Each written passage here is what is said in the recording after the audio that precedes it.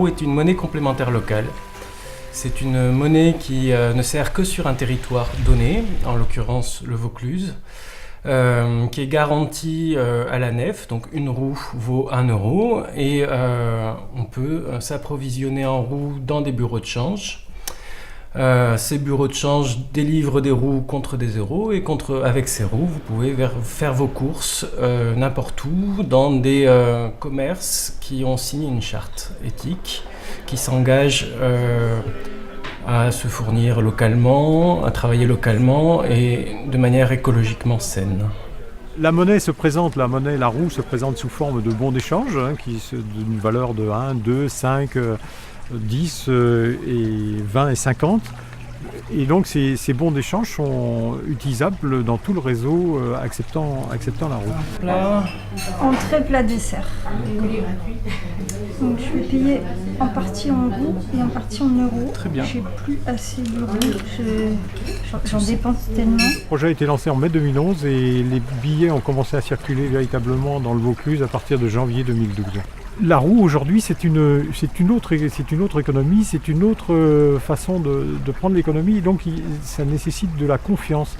Or cette confiance elle ne vient pas d'un seul coup, donc on ne peut pas, la mise en place de cette monnaie locale va demander du temps.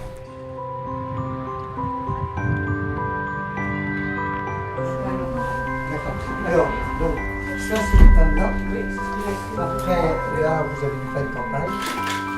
Voilà, merci. L'utilisation pour moi, elle est très simple, puisque une roue, 1 euro.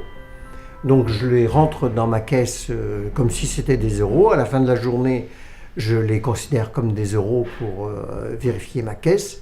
Et si je n'ai pas eu suffisamment de fournisseurs à payer à la fin du mois pour les utiliser, eh bien, je les retraduis en euros pour les déposer à ma banque. La Nef, c'est un établissement financier qui a donc qui n'utilise pour faire des prêts que l'argent qu'elle possède.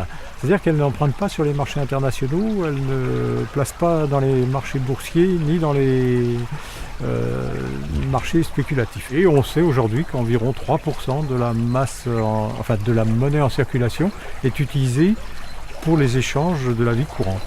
Voilà, d'où l'idée de concevoir une monnaie locale complémentaire qui serait utilisée que pour les échanges locaux.